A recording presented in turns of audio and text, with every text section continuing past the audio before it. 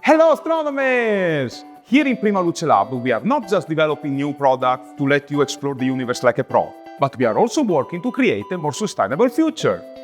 In this video, I will show you how our company is using solar renewable sources to power Prima Luce Lab headquarters and create the products you love.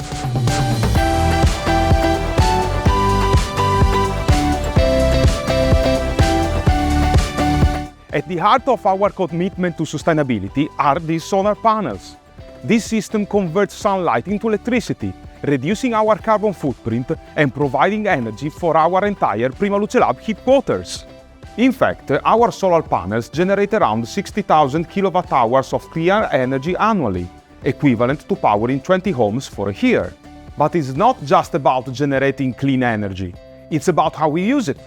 In fact, our production processes are powered by this clean energy source. And since we know that solar energy production depends on daytime and on weather conditions, we make sure that if we need more electrical power, the added power we request from the grid is created by clean energy sources.